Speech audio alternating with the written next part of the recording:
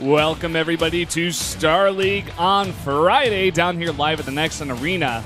My name is Valdez. Joining me today is Moonglade. How are you doing today, buddy? Fantastic, mate. It's going to be another great day here at Star League. Yesterday was pretty good to start things off. Kicked it off with Wolf today. We're getting to the thick of things with some of the top Zerg players we have here in Korea. Yeah, man. These Sulky, are soO, and Dark. some sick matches tonight. Definitely go ahead and tell your friends to watch this stream and not maybe any other streams. Damn, that's aggressive, Brandon. Ooh, we got some sick matches tonight. That's all I'm trying to say. And I'm going to have a blast casting these with you, Moonglade. I'm just looking forward to all these great matches.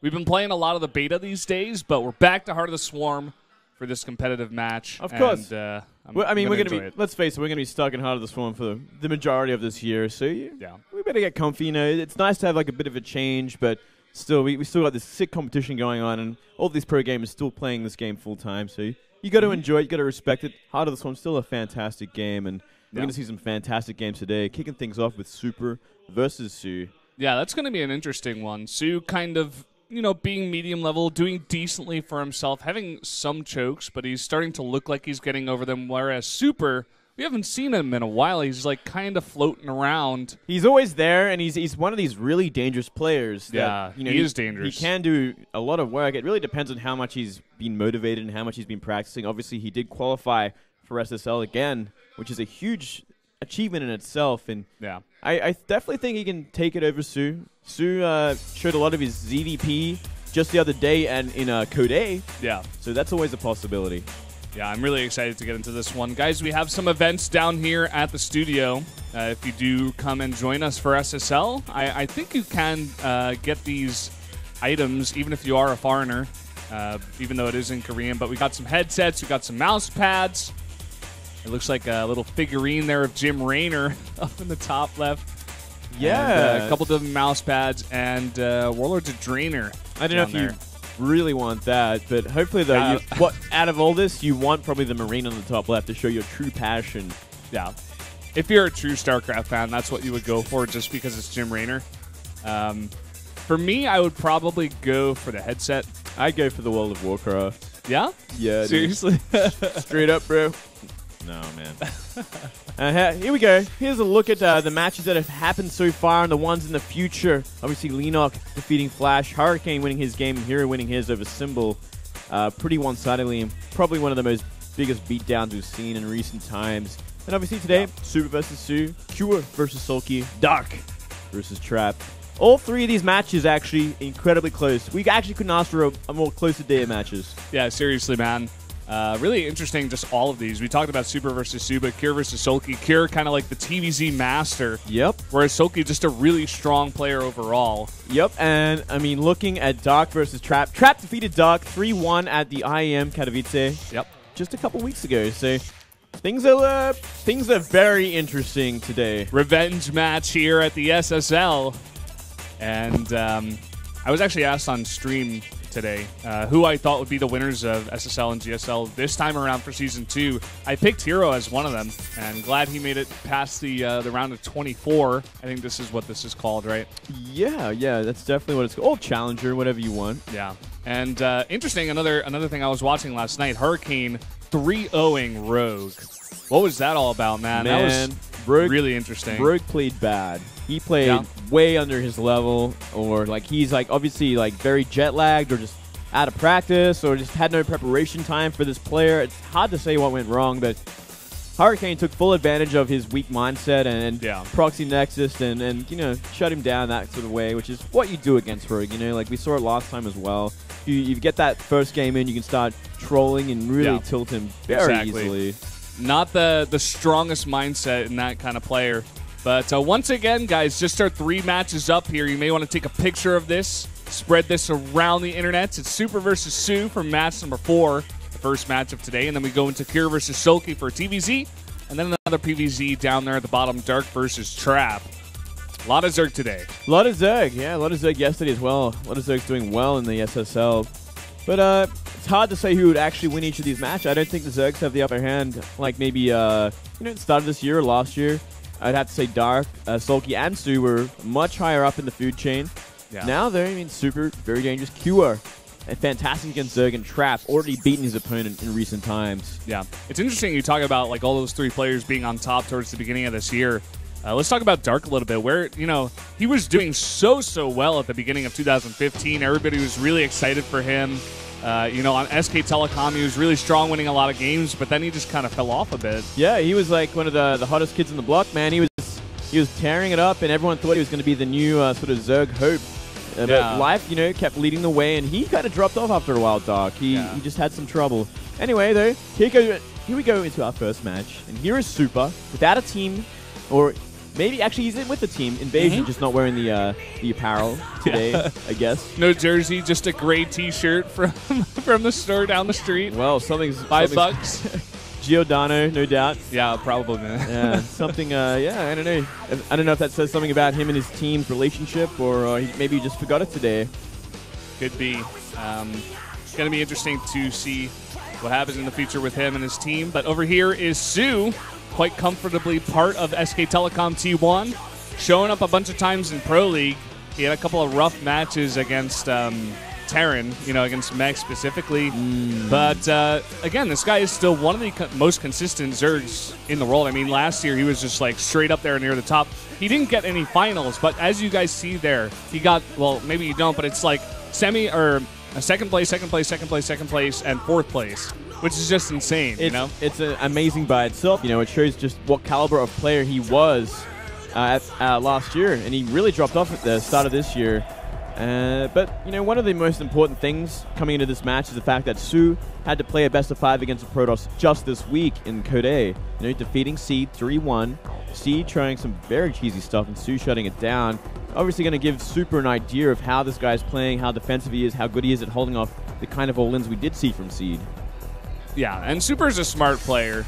You'll see this from time to time. He comes into tournaments and he looks like the underdog, but then he just like wrecks someone 3-0. I think that happened in like WECG against someone he wasn't supposed to win against. I forget exactly who it was, but this guy he's very smart. He knows the meta. I'm sure we'll see at least a couple games of him playing like straight Blink Stalker with a lot of sentries.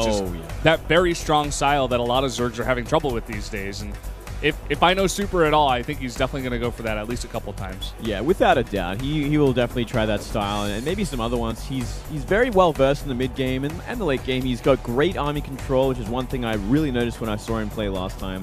He's definitely a dangerous opponent, especially for someone like soO, who's going to try his best to take it to the mid game, to the late game, where, you know, maybe soO's just a little bit more comfortable and can go for these really hardcore kind of timing attacks, especially with Blink Stalkers and sentries. You know, he has fantastic force fields. Yep. As you guys do see down there for soO, he got kicked out of the round of 8 last season by Dream 0-3. But, of course, Dream went on to the finals, getting knocked out by Maru there. But, guys, let's jump into the map pool we got here. We got this map, Cactus Valley. You guys were talking about this yesterday. You're like, where did this map come from? We're going to see a veto on that probably every single time we come into this. And then, of course, a Deadwing ban from soO. Pretty strong Protoss map there, and then we're going to go into Expedition Lost, Overgrowth, King Signal Station, Bonnie Research Station, and then Merry-Go-Round to finish things up here. Yeah, you know, pretty decent map pool, kind of expected, I guess. Not a bad order for soO, I'd have to say. Merry-Go-Round being the last map in this. He has a lot of time to sort of close this best-of-5 out if he wants to, if he can, try and avoid going into the 5th game. What do you think about Expedition Lost for PvZ? We've seen a lot of Blink Stalker sentry play on this map. It's kind of hard for the Zerg to defend well, I feel. If there's good force fields, there's like a lot of ramps that kind of lead to each of the bases that can just be walled off with a force field and really just shut it down. Yeah. So we'll see if soO's going to go for that kind of style, just simply Blink Stalker sentry, parting sort of esque style. Wouldn't be surprised. Let's jump into that game number 1 here between soO and soO.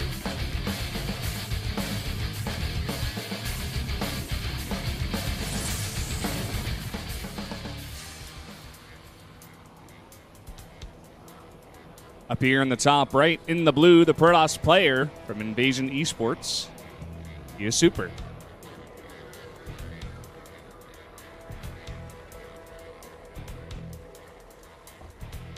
Down here to the bottom left, we do have the Zerg player, soO.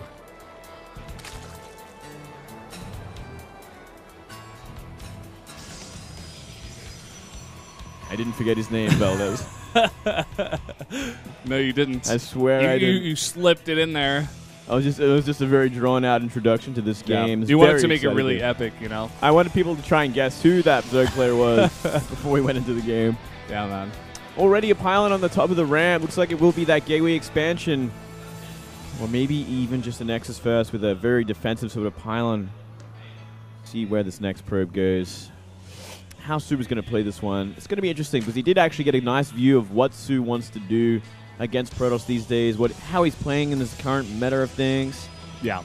I mean, those matches happened not last night, right? But 2 nights ago. Yeah, I believe it was 2 nights ago. And that is just incredibly recent data. You know, you're talking about this, but let's think about it. It's 2 days ago. How much time could soO have had to switch up his playstyle against Protoss?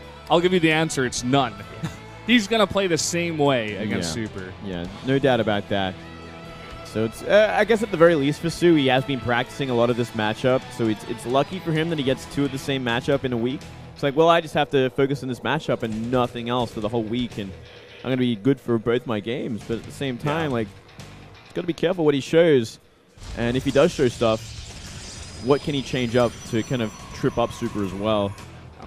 Definitely positives and negatives. Yeah, exactly. Sorry, I was just going to say, like, we don't even really see soO committing to defending against this cannon, sort of pretend cannon thing very much at all. Already defended it. All right, he brought down 4 drones after all. Yeah. But it was slow and steady, you know. He definitely wasn't overreacting. Didn't bring down like 10 drones. Yeah. And here we see for Super, the Nexus does come down after that gate. Immediately adds the 2 gases as well. And there's that gate Nexus core build we see very often from Protosses, especially on maps like this. Gonna want to wall off the top of the ramp now. Make sure you can't be Zergling busted here. Yeah, definitely the next step. Super actually didn't get a sort of a scout in the main base of what the gases might be for soO, but I think you can kind of assume that it won't be anytime soon. So he's got a little bit of time to put down a couple more gateways, make sure that's completely walled off at the ramp, and deal with any sort of Zerglings on the way. So we see soO go for, you know, gases 3 base essentially. Yeah, just going to be a bit greedy here. No upgrades at all. Just trying to pump out as many drones as possible, get his 3 bases up and running. And I think this kind of, you know, pertains to maybe the way that soO is thinking. He's like, oh, no, I'll be safe. I'll be fine. You know, I know that Super's not really going to put on the aggression. I have time here to just lay back, be greedy, get my economy running? Or is it just, you know, maybe soO's style? What do you think about this? Ultimately, I think it's soO's style. He's always been the very macro-oriented Zerg more than anything else. Like, he's the last guy you'd expect to go for a 9 pool or a speedling timing or anything like that. Anything that life does, soO does not, essentially. He's really his own sort of Zerg player. He's the kind of macro Zerg that most players, I guess, aspire to be. Not many people actually aspire to be someone like Life. Life is a pretty much one-of-a-kind Zerg. He just makes it happen with the tools that he has. As soO's kind of like the bread and butter Zerg, the guy that's going to master drones up nice and quick and go for the hard counter to whatever he can scout. Yeah. Which is going to be more of the same this time, as we do see, you know, that gases 3 base and just hardcore droning up while he tries to get a scout off with Overlords and Lings. Mm. Do you kind of feel like Sulky plays in a similar fashion to soO? You know, that kind of just macro, reactive, passive Zerg kind of thing? Yeah, definitely do. But Sulky's also got his own flavor to it. And he can be maybe a little bit more aggressive. And he's got his own sort of builds, especially, you know, like that 2 base sort of muter rush into a later 3rd base against Terrans. It's like just an example of how he kind of goes about it. It's funny we were talking about this because soO, I remember, I think it was the beginning of 2015, he would just sometimes come out in Pro League and just do these super aggressive roach rushes against Terran. He did that for like maybe 1 week, maybe 2 weeks, and then it just like totally disappeared. It's something that I find very interesting about soO. Like, it was at the time where a lot of people were calling him the Angry Zerg. He would just like try to kill people. Right. Yeah, I remember that time, and it did drop off pretty quick as well. It's kind of, I guess another way to put it is he's like a Kesper Zerg, like the true essence of a Kesper Zerg, which is focus hardcore on mechanics and macro more than anything else as Brood War fundamentals coming into it.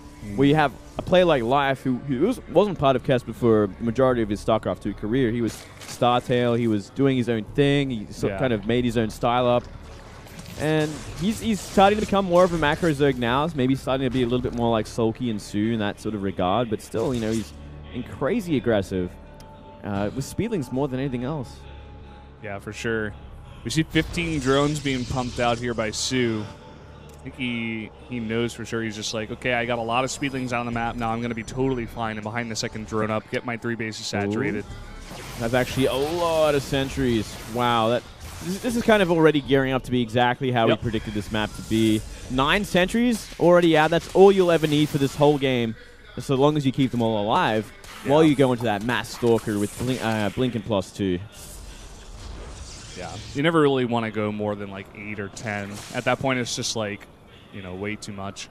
But he does go up to 11, actually. So, funnily enough, I'm like, okay, all right, Super, I see how it is. Yeah, well, hey, thanks, man. This is Super. You know, he's got his own ideas, his own like comfort levels of like what he wants. It's like, well, you know what? I do want that many sentries because I want to have infinity force fields for any sort of situation, which, in my opinion, is a fantastic idea.